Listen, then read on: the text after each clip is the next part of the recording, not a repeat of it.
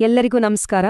ಮೈಸೂರಂದ್ರೆ ಸಾಕು, ಅರಮನೆಗಳು, ದಸರಾ, ಸಂಸ್ಕೃತಿ ಹೀಗೆ ಎಲ್ಲವೂ ಕಣ್ಮುಂದೆ ಬರುತ್ತೆ ಅಲ್ವಾ? ಕರ್ನಾಟಕದ ಸಾಂಸ್ಕೃತಿಕ ರಾಜಧಾನಿ ಅಂತಲೇ ಫೇಮಸ್ ಆಗಿರೋ ಈ ಸಿಟಿಯ ಕಥೆ ಅದರ ಸಂಸ್ಕೃತಿಯಷ್ಟೇ ಇಲ್ಲ, ಅದಕ್ಕಿಂತನೂ ಹೆಚ್ಚು ಶ್ರೀಮಂತವಾಗಿದೆ. ಬನ್ನಿ ಹಾಗಾದ್ರೆ ಮೈಸೂರಿನ ಕಥೆಯನ್ನೊಮ್ಮೆ ಕೇಳೋಣ. ನೋಡಿ, ಮೈಸೂರಿಗೆ ಸಂಸ್ಕೃತಿಯ ನಗರ, ಅರಮನೆಗಳ ನಗರ ಅಂತ ಸುಮ್ನೆ ಕರೆಯಲ್ಲ. ಈ ಹೆಸರುಗಳು ವೆರಿ ಬಿರುದುಗಳ ಅಷ್ಟೇ ಅಲ್ಲ, ಅವು ಅದರ ಇಡೀ ವೈಭವದ ಕಥೆಯನ್ನೇ ಹೇಳ್ತವೆ. ಹಾಗಾದ್ರೆ ಈ ನಗರಕ್ಕೆ ಈ ಹೆಸರುಗಳು ಯಾಕೆ ಬಂತು? ಇಷ್ಟೊಂದು ದೊಡ್ಡ ಪರಂಪರೆಯನ್ನ ಇದು ಹೇಗೆ ಕಟ್ತು?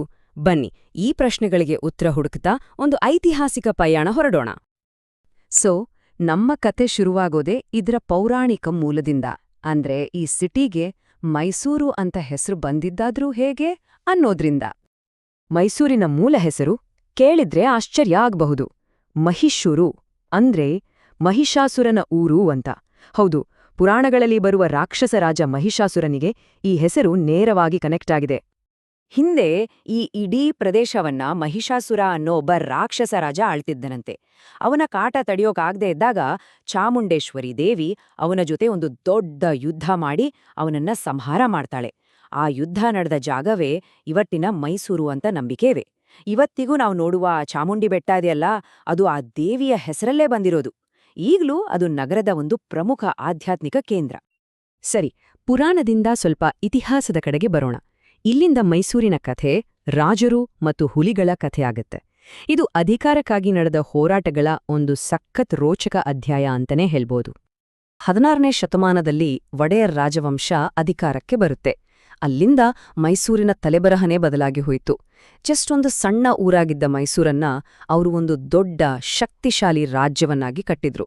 ಅಷ್ಟೇ ಅಲ್ಲ, ಅವರ ಕಾಲದಲ್ಲಿ ಕಲೆ, ಸಂಗೀತ, ವಾಸ್ತುಶಿಲ್ಪಕ್ಕೆಲ್ಲ ಸಿಕ್ಕಾಪಟ್ಟೆ ಪ್ರೋತ್ಸಾಹ ಸಿಕ್ತು. ಈ ಟೈಮ್ಲೈನ್ ನೋಡಿದ್ರೆ ಅಧಿಕಾರ ಹೇಗೆ ಕೈ ಬದಲಾಯಿತು ಅಂತ ಸ್ಪಷ್ಟವಾಗಿ ಗೊತ್ತಾಗತ್ತೆ. ನೋಡಿ, 16ನೇ ಶತಮಾನದಲ್ಲಿ ಒಡೆಯರ್ ಆಳ್ವಿಕೆ ಶುರುವಾಗತ್ತೆ. ಆದ್ರೆ 18ನೇ ಶತಮಾನ ಬರ್ತಿದ್ದ ಹಾಗೆ ಹೈದರ್ ಅಲಿ ಮತ್ತು ಅವನ ಮಗ ಟಿಪ್ಪು ಸುಲ್ತಾನ್ ಕಂಟ್ರೋಲ್ ತಗೊಳ್ತಾರೆ. ಕೊನೆಗೆ 1799ರಲ್ಲಿ ಶ್ರೀರಂಗಪಟ್ಟಣದಲ್ಲಿ ಟಿಪ್ಪು ಸೋತ್ ಮೇಲೆ ಅಧಿಕಾರ ಮತ್ತೆ ಒಡೆಯರ್ ಮನೆತನಕ್ಕೆ ವಾಪಸ್ ಬರುತ್ತೆ.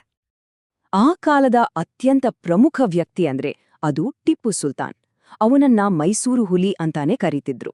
ಇದು ಸುಮ್ನೆ ಕೊಟ್ಟ ಬಿರುದು ಅಲ್ಲ, ಅದು ಅವನ ಧೈರ್ಯ, ಅವನ ಶಕ್ತಿ ಮತ್ತೆ ಮುಖ್ಯವಾಗಿ ಬ್ರಿಟಿಷರ ವಿರುದ್ಧ ಅವನು ತೋರಿದ ನಿರ್ಭೀತ ಹೋರಾಟದ ಒಂದು ಸಿಂಬಲ್ ಆಗಿತ್ತು. 4. ಈ ನಂಬರ್ ಯಾಕೆ ಮುಖ್ಯ ಅಂದ್ರೆ ಆ ಕಾಲದಲ್ಲಿ ಸಂಘರ್ಷ ಎಷ್ಟೊಂದು ತೀವ್ರವಾಗಿತ್ತು ಅಂತ ಇದು ತೋರಿಸುತ್ತೆ. ಟಿಪ್ಪು ಸುಲ್ತಾನ್ ಮತ್ತೆ ಅವನ ತಂದೆ ಹೈದರ್ ಅಲಿ ಬ್ರಿಟಿಷರ ವಿರುದ್ಧ ಹೋರಾಡಿದ ಆಂಗ್ಲೋ ಮೈಸೂರು ಯುದ್ಧಗಳ ಸಂಖ್ಯೆ ಇದು. ಈ 4 ಯುದ್ಧಗಳು ಅಕ್ಷರಶಃ ದಕ್ಷಿಣ ಭಾರತದ ಇತಿಹಾಸದ ದಿಕ್ಕನ್ನೇ ಬದಲಿಸ್ಬಿಡ್ತು. ಬ್ರಿಟಿಷರಿಗೆ ಅತಿದೊಡ್ಡ ಸವಾಲಾಗಿದ್ದು ಇದೇ ಯುದ್ಧಗಳು. ಯುದ್ಧ, ಸಂಘರ್ಷ, ಈ ಎಲ್ಲಾ ಕರಾಳ ದಿನಗಳ ನಂತರ ಮೈಸೂರು ಒಂದು ಹೊಸ ಶಕೆಗೆ ಕಾಲಿಡುತ್ತೆ. ಇದು ಒಂದು ರೀತಿ ಪುನರ್ಜನ್ಮದ ಕಾಲ. ಆಧುನಿಕತೆ, ಪ್ರಗತಿ ಎಲ್ಲವೂ ಒಟ್ಟಿಗೆ ಬಂದ ಸಮಯ. ಇತಿಹಾಸದಲ್ಲಿ ಇದನ್ನ ಮೈಸೂರಿನ ಸುವರ್ಣ ಯುಗ ಅಂತಲೇ ಕರೆಯಲಾಗುತ್ತೆ. ಹಾಗಾದ್ರೆ ಈ ಸುವರ್ಣ ಯುಗದ ಹಿಂದಿದ್ದ ಶಕ್ತಿ ಯಾರು? ಅವರೇ ನಾಲ್ವಡಿ ಕೃಷ್ಣರಾಜ ಒಡೆಯರ್. 1902ರಿಂದ 1940ರವರೆಗೆ ಅವರು ಆಳ್ವಿಕೆ ಮಾಡಿದ್ರು. ಆ ಕಾಲದಲ್ಲಿ ಮೈಸೂರು ಕಂಡ ಪ್ರಗತಿ ಇದೆಯಲ್ಲ, ಅದು ಅಸಾಧಾರಣ. ಅದಕ್ಕೆ ನೋಡಿ ಅವರ ಆಡಳಿತವನ್ನ ಇವತ್ತಿಗೂ ಮಾದರಿ ಮೈಸೂರು ಅಂತ ಕರೆಯೋದು. ಆ ಸುವರ್ಣ ಯುಗದ ಆಧಾರ ಸ್ತಂಭಗಳು ಇವತ್ತಿಗೂ ಮೈಸೂರಿನಲ್ಲಿ ಗಟ್ಟಿಯಾಗಿ ನಿಂತಿವೆ. ಈಗ ನಾವು ನೋಡೋ ಭವ್ಯವಾದ ಮೈಸೂರು ಅರಮನೆ ಇದೆಯಲ್ಲ, ಅದು 1912ರಲ್ಲಿ ಪುನರ್ನಿರ್ಮಾಣ ಆಗಿದ್ದು. ಆ ಕಾಲದಲ್ಲೇ ಇಡೀ ಸಂಸ್ಥಾನದಲ್ಲೇ ಮೊದಲ ವಿಶ್ವವಿದ್ಯಾನಿಲಯವನ್ನು ಸ್ಥಾಪಿಸಲಾಯಿತು. ಅಷ್ಟೇ ಅಲ್ಲ, ಕರೆಂಟು, ರೈಲ್ವೆ ಹೀಗೆ ಆಧುನಿಕ ಸೌಕರ್ಯಗಳು ಬಂತು. ಜೊತೆಗೆ ಶಾಲೆಗಳು, ಆಸ್ಪತ್ರೆಗಳನ್ನು ಕಟ್ಟಿ ಜನರ ಕಲ್ಯಾಣಕ್ಕೆ ಹೆಚ್ಚಿನ ಒತ್ತು ಕೊಡಲಾಯಿತು. ಸರಿ, ಇಷ್ಟೆಲ್ಲ ಇತಿಹಾಸ ಆಯಿತು. ಆದ್ರೆ ಈ ಶ್ರೀಮಂತ ಇತಿಹಾಸ ಇವತ್ತಿನ ಮೈಸೂರನ್ನ ಹೇಗೆ ರೂಪಿಸಿದೆ?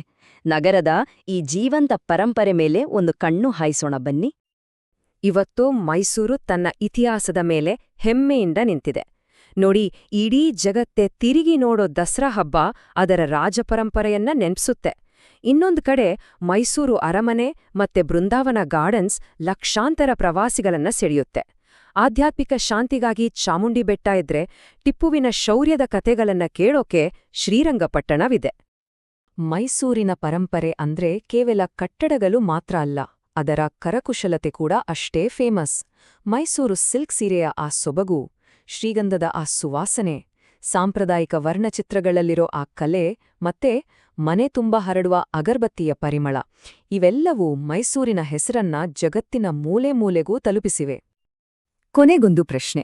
ಒಂದು ನಗರದ ಗತಕಾಲ ಅದರ ಇವತ್ತಿನ ಆತ್ಮವನ್ನ ಹೇಗೆ ಜೀವಂತವಾಗಿ ಇಡುತ್ತೆ? ಮೈಸೂರಿನ ಕಥೆಯನ್ನ ನೋಡಿದ್ರೆ ನಮಗೊಂದು ಉತ್ತರ ಸಿಗುತ್ತೆ. ಇದರ ಪರಂಪರೆ ಕೇವಲ ಇತಿಹಾಸದ ಪುಸ್ತಕದಲ್ಲಿ ಉಳಿದಿಲ್ಲ, ಅದು ಇವತ್ತಿಗೂ ಜೀವಂತವಾಗಿದೆ, ಉಸಿರಾಡುತ್ತಿದೆ. ಮೈಸೂರಿನ ಪ್ರತಿಯೊಂದು ಬೀದಿಯಲ್ಲೂ, ಪ್ರತಿಯೊಂದು ಕಟ್ಟಡದಲ್ಲೂ ಅದರ ಭವ್ಯ ಇತಿಹಾಸವೇ ಮಾತಾಡತ್ತೆ.